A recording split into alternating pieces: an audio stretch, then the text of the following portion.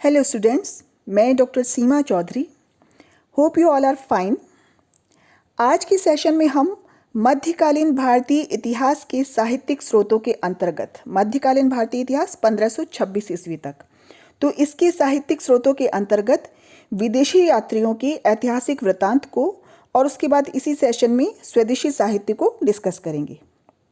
Previous session में हमने literary sources के अंतर्गत इस काल के मुस्लिम विद्वानों की रचनाओं में उल्लिखित ऐतिहासिक विवरण को डिस्कस किया था। तो उनकी रचनाओं को, जो ऐतिहासिक रचनाएं थी, उनको डिस्कस किया था।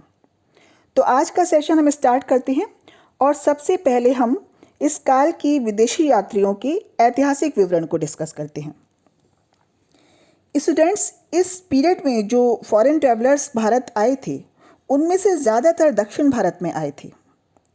इन विदेशी यात्रियों का विवरण उस समय के मुस्लिम विद्वानों के इतिहास लेखन के एक तरह से पूरक का काम करता है, क्योंकि इनके विवरण से हमें भारत और विशेष रूप से दक्षिण भारत के राजनैतिक जीवन के साथ साथ सामाजिक, आर्थिक, सांस्कृतिक, धार्मिक जीवन और भौगोलिक स्थिति आदि के विषय में बहुत महत्वपूर्ण जानकारी मिलती है, जिसका हम मुस्लिम जो विद्वान थे दिल्ली सल्तनत के, उनके लेखन में अभाव देखते हैं।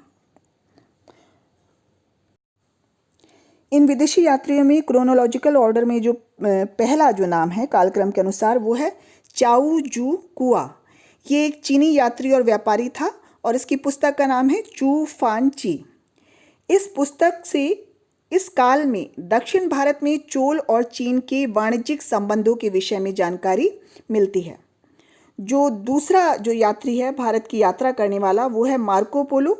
इसने भी दक्षिण भारत की यात्रा की थी। भारत में जो इसका टाइम पीरियड है वो है 1292-93। ये वेनिस का निवासी था, इटालियन था ये। मार्को पोलो को मध्यकालीन यात्रियों का राजकुमार और आधुनिक भूगोल का पितामह कहा जाता है। मार्को पोलो ने जो दक्षिण भारत की यात्रा की थी, वो दक्षिण भारत में जो मदुरा का जो पांड्य नरेश था मारवर्मन कुलशेखर, उसके शासनकाल में यात्रा की थी। और एक और महत्वपूर्ण बात यह कि उसने अपने यात्रा विवरण में, जो भारत का यात्रा वृत्तांत था, उसमें काकतीय वंश की शासिका रुद्रांबा का भी उल्लेख किया है मार्को पोलो ने। इसका जो भारत विवरण है वो द ट्रेवल्स नाम से है, जिसमें उसने भारत की सामाजिक, सांस्कृतिक और विशेष रूप से आर्थिक दशा का उल्लेख किया है। अगला जो यात्री है और प्रमुख इतिहासकार भी है, वो है इब्न बतूता। ये इब्न बतूता का पूरा नाम था शेख फतेह अबू अब्दुल्ला। ये मोरक्को मूल का अफ्रीकी यात्री था इब्न बतूता। भारत में जो इसका टाइम पीरियड है वो है 1333 से 1347। मोहम्मद तुगलक के शासनकाल में ये 1333 में सिंध पहुंचता है, फिर वहाँ से दिल्ली आता है। मोहम्मद तुगलक का इसको संरक्षण प्राप्त होता है और मोहम्मद तुगलक लगभग 8 साल इसको दिल्ली के काजी के पद पर नियुक्त करता है। एक और महत्वपूर्ण जानकारी इसके बारे में ये है कि 1342 में मोहम्मद तुगलक इसे अपना विशेष दूत बनाकर चीन में भेजता है। जब ये वहाँ से वापस आता है लौटकर, तो ये उसके बाद कुछ समय के बाद ही ये दिल्ली को अलविदा कह देता है और उसके बाद ये दक्षिण भारत में जाता है। तो जो इसकी रचना है वो है किताबुर रिहला, जो उसने अरबी भाषा में लिखी थी। और ये जो रचना है, इसके एक भाग में दिल्ली और मदुरा के उसके अनुभवों का उसमें जिक्र होता है। ये बहुत महत्वपूर्ण स्रोत है, प्राथमिक स्रोत है मोहम्मद तुगलक के शासनकाल के विषय में। मोहम्मद तुगलक का इतिहास इससे हमें पता चलता है। हालांकि मोहम्मद तुगलक के चरित्र के संबंध में जो उसका विवरण है इब्न बतूता का, वो भी जियाउद्दीन बर्नी की तरह पूर्वाग्रह से ग्रसित है और उसने पक्षपातपूर्ण उसमें दृष्टिकोण दिखाया है मोहम्मद तुगलक को लेकर। तो इसलिए उसका भी अगर हम विवरण पढ़ते हैं तो उसमें बहुत सावधानी बरतने की आवश्यकता है। दक्षिण भारत के विषय में भी जानकारी मिलती है, मदुरा के भी उसके अनुभव उसकी किताब में दिखाई देते हैं। नेक्स्ट विदेशी यात्री है निकोलो कोंटी या निकोलो डी कोंटी। भारत में जो इसका टाइम पीरियड है वो है 1420-21 में। ये दक्षिण भारत की यात्रा करता है और विजयनगर की यात्रा करने वाला ये पहला इतालवी यूरोपीय यात्री था। ये भी वेनिस निवासी था और देवराय फर्स्ट के शासनकाल में ये विजयनगर की यात्रा करता है। इसके विवरण में विजयनगर की राजकीय दरबार की झलकियाँ मिलती हैं और बहुत विस्तार से दक्षिण भारत की प्रथाओं, परंपराओं, त्योहारों, मुद्रा और आर्थिक दशा पर इसके वृत्तांत में प्रकाश डाला गया है। नेक्स्ट विदेशी यात्री है अब्दुल रज़्ज़ाक। भारत में इसका टाइम पीरियड है 1442-43 ईस्वी। ये भी दक्षिण भारत की यात्रा करता है। ये फारसी विद्वान था और इसे खुरासान के सुल्तान शाहरुख ने विजयनगर के दरबार में दूत बनाकर भेजा था। ये देवराय सेकंड के शासनकाल में इसने विजयनगर की यात्रा की थी। इसकी जो प्रसिद्ध रचना है ये 2 खंडों में है, मतलौस सादाइन और मजमौल बहारीन। दूसरे खंड में, अपनी रचना के दूसरे खंड में ये विजयनगर के बारे में बताता है, उसकी स्थलाकृति के बारे में, विजयनगर दरबार की कार्यशैली के बारे में, प्रशासन, शासक और दरबारियों की जो जीवन शैली थी उसके बारे में, सामाजिक और सांस्कृतिक दशा का भी सामान्य विवरण अब्दुल रज़्ज़ाक देता है अपनी इस रचना में। इसके अलावा आर्थिक दशा का भी पता चलता है। ये उद्योगों के बारे में, उस समय के बंदरगाहों, व्यापार और कृषि के बारे में भी बताता है, दक्षिण भारत की, विशेष रूप से विजयनगर साम्राज्य की। ये विजयनगर जो था, जो विजयनगर साम्राज्य की राजधानी थी, उसकी बहुत तारीफ करता है और ये लिखता है कि मैंने पूरे विश्व में इसके समान दूसरा नगर नहीं देखा। इस काल का नेक्स्ट जो यात्री है विदेशी, वो है एथेनेसियस निकितिन।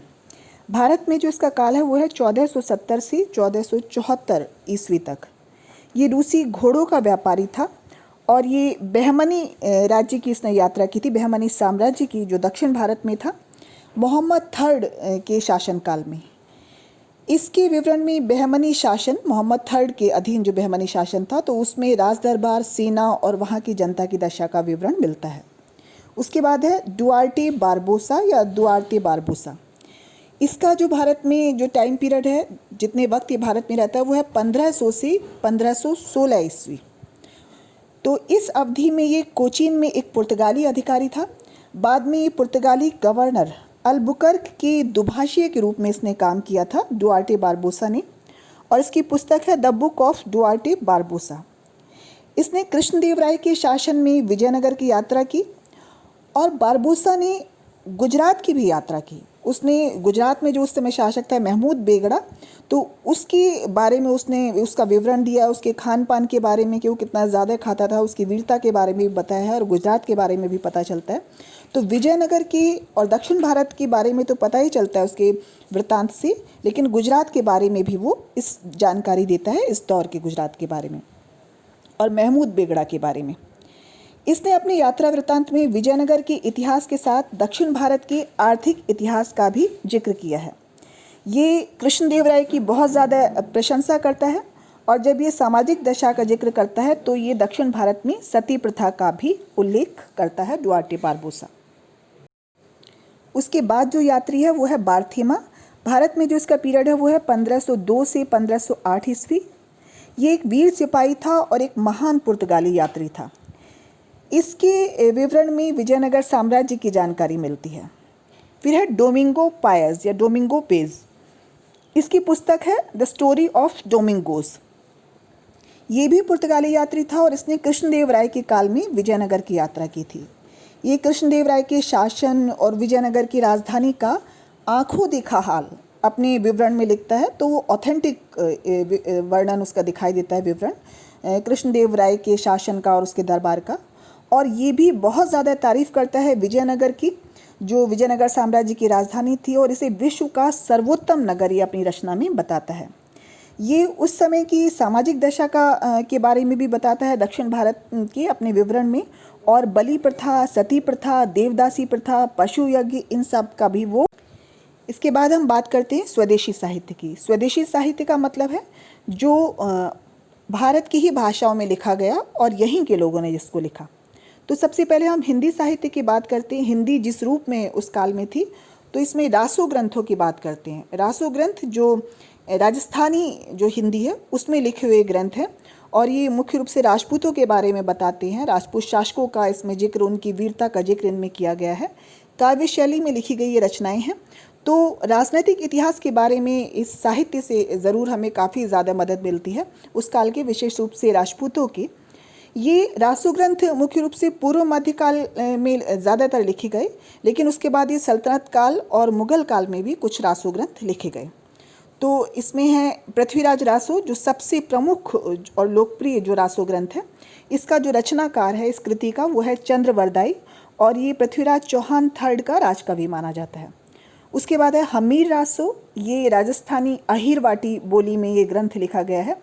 इसका जो रचनाकार है वो है शारंगधर या सारंगधर भी उसे कहते थे। फिर है तीसरा आल्हाखंड, ये बहुत प्रसिद्ध रचना है जगनिक की। चौथा है वीसल देव रासो, ये पश्चिमी राजस्थानी में लिखा हुआ ग्रंथ है, और ये चौहान शासक, जो सबसे शक्तिशाली जो शासक था चौहानों का, विग्रहराज फोर्थ, जिसका एक नाम वीसल देव भी था और विशाल देव भी उसको बोलते थे, तो उसके ऊपर ये ग्रंथ है, और इसका जो रचनाकार है वो है नरपति नाल। उसके अलावा हमें मुगल काल तक बहुत सारे रासो ग्रंथ देखने के लिए मिलते हैं, लेकिन मुख्य रासो ग्रंथ हैं इस काल की जिनका मैंने जिक्र किया है। एक रचना है पद्मावत, ये भी प्योर लिटरेचर है, और ये मलिक मोहम्मद जायसी की रचना है। ये जो है सूफ़ी परंपरा का महाकाव्य है पद्मावत। 1540 के लगभग मलिक मोहम्मद जायसी ने इसकी रचना की थी, यानी दिल्ली सल्तनत के बाद।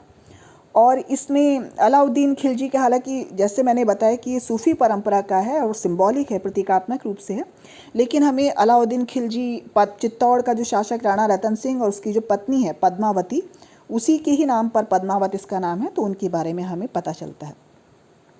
जो उस समय की जो हिंदवी थी, जो भाषा थी, उसमें अमीर खुसरो ने भी अपनी रचनाएं उसमें लिखी हैं। इसके अलावा जो मीर हसन देहलवी हैं, उन्होंने भी जो हिंदवी के कई शब्दों का अपनी रचनाओं में उनको शामिल किया है। तो हम सल्तनत काल में देखते हैं कि जो हिंदी के जो रूप था ब्रज भाषा और खड़ी बोली, तो इसमें जो लिटरेरी कॉम्पोजिशन है वो शुरू हो गया था सल्तनत काल में। स्वदेशी साहित्य में नेक्स्ट है संस्कृत साहित्य, और इसकी रचनाओं में जो सबसे पहली जो रचना है प्रमुख वो है राज तरंगिणी, जिसका लेखक है कल्हड़। ये कश्मीर का विद्वान था, और ये राज तरंगिणी जिसका मैंने पहले भी जिक्र किया था इस रचना का, तो ये कश्मीर के इतिहास का वर्णन करती है। ये पूर्व मध्यकाल की रचना है, और ये कश्मीर के प्रारंभिक काल से 1148-49 ईस्वी तक 1148-49 AD तक का कश्मीर का इतिहास बताती है। उसके बाद कल्हड़ की राज तरंगिणी ने जहाँ छोड़ा था वहीं से राज तरंगिणी, ये जो दूसरी रचना है, इसका पार्ट 2, इसका जो रचयिता है वो है जोनाराज। तो ये 1149 से जहाँ कल्हड़ ने छोड़ा था वहाँ से शुरू करता है, और 1459 तक 1459 तक ये कश्मीर का इतिहास लिखता है। और ये कश्मीर का जो शासक था जैनुल आबिदीन, उसके कहने पर राज तरंगिणी पार्ट 2 को वो लिखता है। उसके बाद थर्ड नंबर पर है राज तरंगिणी थर्ड। तो ये जहाँ जोनाराज छोड़ता है 1459 में, वहाँ से श्रीवर इसको लिखना शुरू करता है कश्मीर के इतिहास को, और 1459 से 1486 तक का जो इतिहास है, 1459 से 1486 तक के कश्मीर के शासक घराने का इतिहास श्रीवर लिखता है। तो पहले कल्हड़ जिसकी राज तरंगिणी है, फिर उसी को आगे बढ़ाते हुए जोनाराज ने लिखा, और उसके बाद फिर उसके टाइम पीरियड को आगे बढ़ाते हुए श्रीवर ने लिखा।